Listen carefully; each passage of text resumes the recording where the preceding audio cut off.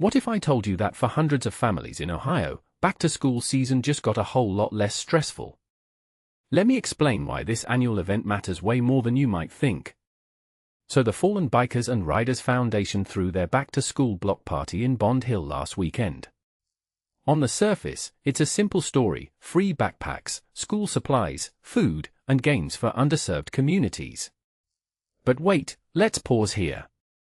Why does this even need to exist? I mean, shouldn't every kid have access to basic school supplies without relying on a charity event? That tension is what makes this so fascinating to me.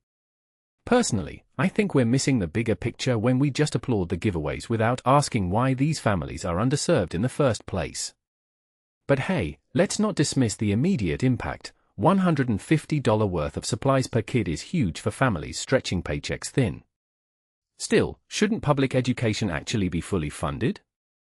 This event highlights both community generosity and systemic failures simultaneously. What stood out to me wasn't just the material help, though. It was the block party vibe: free food, music, games.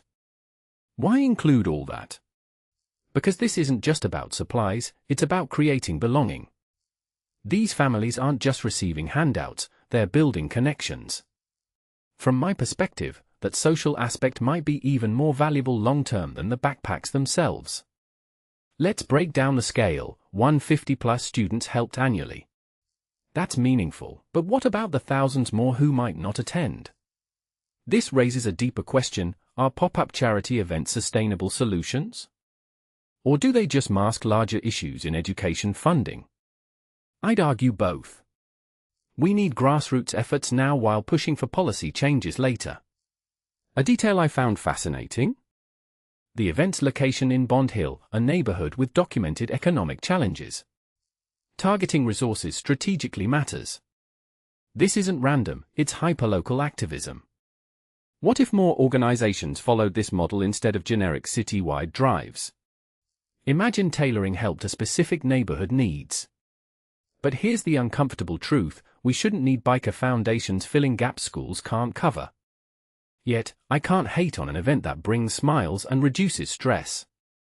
The real villain here is underfunded education systems, not the people trying to fix symptoms. So what's the takeaway? Celebrate community warriors like the Fallen Bikers, but stay furious about the broken system underneath. Maybe this event isn't the solution, but it's a reminder of what's possible when we prioritize people over bureaucracy. What if we combine this energy with policy reform? Now that's a back-to-school story worth telling.